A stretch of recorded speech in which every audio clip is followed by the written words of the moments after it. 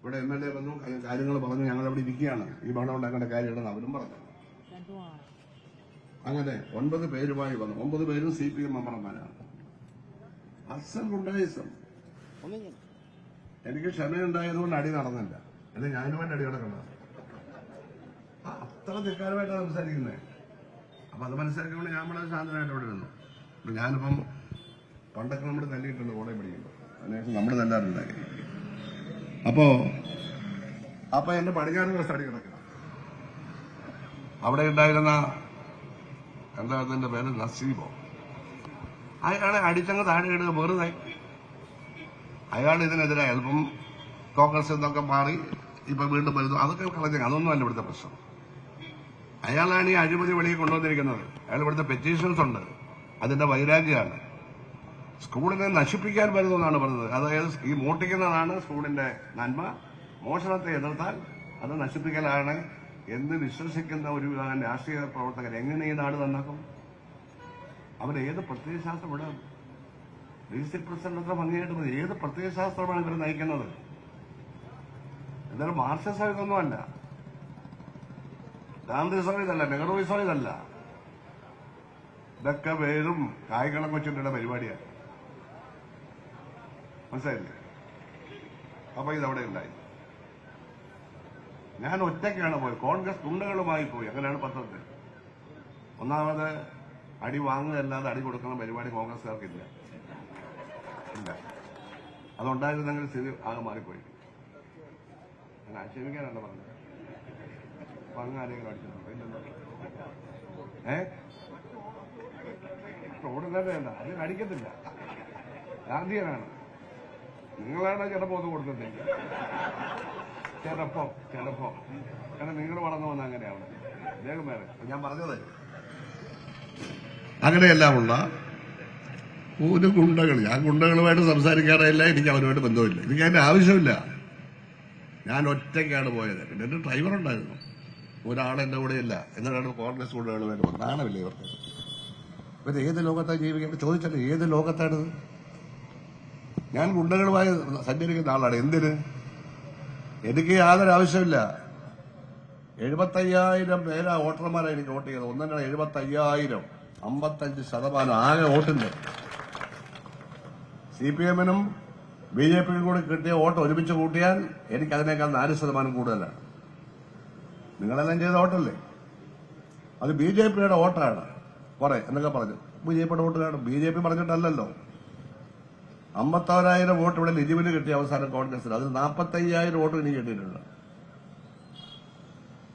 ഒരു 10,000 വോട്ടാണ് BJP-യിൽ നിന്ന് വന്നത്. കാരണം അവരുടെ വോട്ട് 16,000 ചുരുങ്ങി. ബാക്കി 20,000 CPM-ന്റെ വോട്ടാണ്. CPM-ന്റെ വോട്ടാണ്. കോൺഗ്രസിന്റെ കഴിഞ്ഞ ഏറ്റവും കൂടുതൽ വോട്ട് CPM-ന് 20,000 കുറയാതെ കിട്ടി. അങ്ങനെ 75 വന്നത്. CPM-ന്റെ ആൾക്കാർ എനിക്ക് വോട്ട് ചെയ്യാൻ എന്താ കാരണം? പിണറായി വിജയൻ വന്നു, ഗോവിന്ദൻ വന്നു, നാസർ വന്നു, ഇനി വരാത്തതാരാ? അവരാരും പറയുന്നത് കേൾക്കാതെ എന്തുകൊണ്ട് എനിക്ക് വോട്ട് ചെയ്തു? കാരണം അവർ പറയുന്നതൊന്നും വസ്തുതയല്ല, ജനനന്മയ്ക്കല്ല. അവരുടെ കൂടെ നിങ്ങളുടെ കൂടെ ഉണ്ടായിരുന്ന ഞാനാണ് കഴിഞ്ഞ എത്രയോ വർഷങ്ങളായി. അവർക്ക് എന്തേ അറിയാതുകൊണ്ട് എനിക്ക് വോട്ട് ചെയ്തു. ഞാൻ ഒരു പാർട്ടിയിലും ചേർന്നില്ല. ഞാൻ കോൺഗ്രസിന്റെ പ്ലാറ്റ്ഫോറത്തിലാണ്. എന്നെ വിജയിപ്പിച്ചതിൽ ഏറ്റവും വലിയ പങ്ക് വഹിച്ച പ്രസ്ഥാനം കോൺഗ്രസ് ആണ്. ഞാൻ എല്ലായിടത്തും ഞാൻ പറയാറുണ്ട്. പക്ഷേ ഞാൻ കോൺഗ്രസ്സുകാരുടെ പാർലമെന്ററി പാർട്ടിയിൽ എന്നെ ഇവിടെ ക്ഷണിച്ചു. ഞാൻ പറഞ്ഞു ഞാൻ പാർലമെന്ററി പാർട്ടി ചേരുന്നില്ല, ഞാൻ എല്ലാത്തിനുണ്ട്. സതീശൻ ഗവൺമെന്റിന്റെ എല്ലാ നല്ല കാര്യത്തിലും ഞാൻ വോട്ട് ചെയ്തിട്ടുണ്ട്. ബഡ്ജറ്റൊക്കെ ഞാൻ വോട്ട് ചെയ്യുകയും ചെയ്യും. പക്ഷെ ഇവിടുത്തെ രാഷ്ട്രീയ സാഹചര്യത്തിൽ ജനപിന്തുണ ഉറപ്പിച്ചു നിർത്താനും കോൺഗ്രസിന് തന്നെ വളരാനും നല്ലത് ഞാൻ സ്വതന്ത്രനായിരിക്കുന്നതാണ്. അപ്പൊ പിന്നെ ഞാൻ വേറൊരു പാർട്ടി ചേർന്നെന്ന് പറയാൻ പറ്റുമോ? കോൺഗ്രസിന്റെ ചെളിക്കുണ്ടിൽ പോയി വീണെന്നൊക്കെ ബഹുമാനനായ മുഖ്യമന്ത്രി ആയിരുന്നില്ല, ശ്രീ പിണറായി വിജയൻ പറഞ്ഞില്ലേ? അതിനോട് മറുപടി പറഞ്ഞു കഴിഞ്ഞു. കേരളത്തിലല്ലാതെ ഇന്ത്യയിൽ എവിടെങ്കിലും ഒരു സീറ്റ് കിട്ടിയെങ്കിൽ കോൺഗ്രസിന്റെ പിന്തുണ കൊണ്ട് മാത്രമാണ് CPM-ന്. അല്ലെങ്കിൽ ഒറ്റ സീറ്റേ കാണത്തുള്ളൂ കേരളത്തിലെ ഒരേ ഒരു സീറ്റ്. 56 സീറ്റുണ്ടായിരുന്നു CPM-ന് പാർലമെന്റിൽ. ഇടതുപക്ഷ മുന്നണിക്ക് 62 സീറ്റ്, ബാക്കി CPI ആയിരുന്നു. ആ കാലമൊക്കെ പോയി. കേരളത്തിൽ നിന്നൊരു സീറ്റ്, ഒറ്റ സീറ്റ്, കോൺഗ്രസിന് എതിർത്ത് കിട്ടിയ ഒറ്റ സീറ്റ്. ഭൂരിപക്ഷം കുറഞ്ഞോട്ടെ. തമിഴ്നാട്ടിൽ 4 സീറ്റ് 2 പാർട്ടിക്ക് കൂടെ കിട്ടിയ CPIക്ക് CPIന് കിട്ടിയതും രാജസ്ഥാനിൽ നിന്ന് കിട്ടിയത് 5 ഒന്നും ഇവിടെ ഇത്രയേ ഉള്ളൂ. വെറും 6 സീറ്റായി കുറഞ്ഞ എന്തുകൊണ്ട് എന്നല്ല ചർച്ച ചെയ്യേണ്ടത്. അതല്ലേ ബേബിയെ തുറച്ചു നോക്കുന്ന പ്രശ്നം ഇതാണ്. അതിന്റെ സെക്രട്ടറി ആയിപ്പോയി അദ്ദേഹം. ഇതെങ്ങനെ ഇതിനെ പൊക്കിയെടുക്കാൻ പറ്റും? ആര് വഴി പൊക്കിയെടുക്കും? സഹായിക്കാൻ ആരെങ്കിലും ഉണ്ടോ ബേബിയെ? ആരുമില്ല. കേരളത്തിൽ മാത്രമേ ഉള്ളൂ ഇത്രയെങ്കിലും കിട്ടുന്നത്. അത് കുറഞ്ഞു വരികയാണ്. 27 സീറ്റായിട്ടും അസംബ്ലി ചുരുങ്ങിയില്ലേ? ഇല്ലേ? 19 ഉണ്ടായിരുന്നല്ലേ? ഇതിനെപ്പറ്റിയൊന്നുമല്ല ചിന്തിക്കുന്നത്. വിമർശിക്കുന്നവരെ എങ്ങനെ അപമാനിക്കാം? രാഷ്ട്രീയമായിട്ട് ഉള്ള എതിർപ്പല്ല, വ്യക്തിപരമായി ആക്ഷേപിക്കുകയാണ്, വൃത്തികേട് പറയുകയാണ്. സ്വന്തം വീട്ടിലെ ഭാര്യയ്ക്കും പെങ്ങന്മാരുണ്ടെങ്കിൽ അവർക്കും അമ്മയ്ക്കും മറ്റുള്ളവർക്കും അപമാനകരമായ തിരിച്ചടി മറ്റുള്ളവരിൽ നിന്ന് കിട്ടാനുള്ള കാര്യങ്ങൾ ഇവര് ക്ഷണിച്ചു വരുത്തുകയാണ്. ഞങ്ങളാരും ഒരിക്കലും അത് ചെയ്യില്ല. ഒരു പരിസ്ഥിതിയിലും ഞങ്ങൾ സ്ത്രീകളെ അവമാനിക്കില്ല, ഒരു കുടുംബത്തെ അവമാനിക്കില്ല. അതാണ് ഞങ്ങളുടെ സംസ്കാരം. പക്ഷെ ഇവിടുത്തെ മുൻ MLA ഏത് സംസ്കാരത്തിലാണ് നിൽക്കുന്നത്? അദ്ദേഹത്തിന്റെ ധാരണ, അദ്ദേഹം ചേർന്ന് പറഞ്ഞാൽ നിങ്ങളുടെ നാശമായിരിക്കും. അല്ലാതെന്താ? നിങ്ങൾക്കുണ്ട് കുടുംബം. ഇവിടെ സ്നേഹത്തോടും ബഹുമാനത്തോടും കൂടിയാണ് അദ്ദേഹത്തിന്റെ ഭാര്യ സഹോദരിയെ ഞാൻ കാണുന്നത്. കാരണം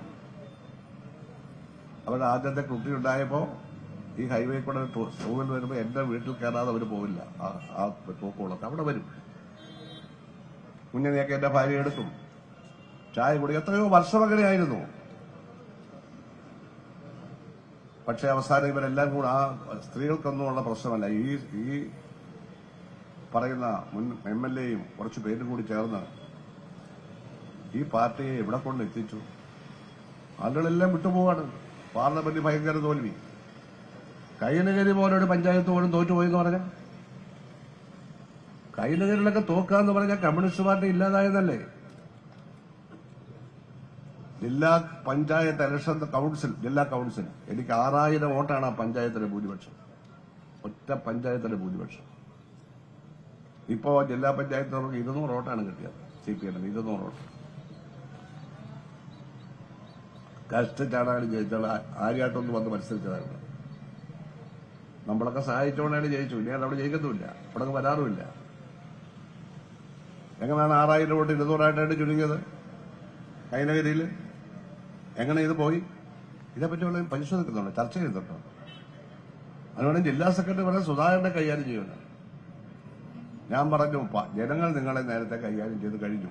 പാർലമെന്റിൽ തോൽപ്പിച്ചു, അസംബ്ലിയിൽ തോൽപ്പിച്ചു, ജില്ലാ പഞ്ചായത്തിൽ നിങ്ങളുടെ 21 സീറ്റ് 8 പോയി. അവിടെ പഞ്ചായത്ത് പോയി കൂടുതലും. മുനിസിപ്പാലിറ്റി ആലപ്പുഴ പോയി, കായംകുളം പോയി, ചെങ്ങന്നൂര് പോയി, മാവേലിക്കര പോയി. ആ ചേർത്തല മാത്രം കിട്ടി.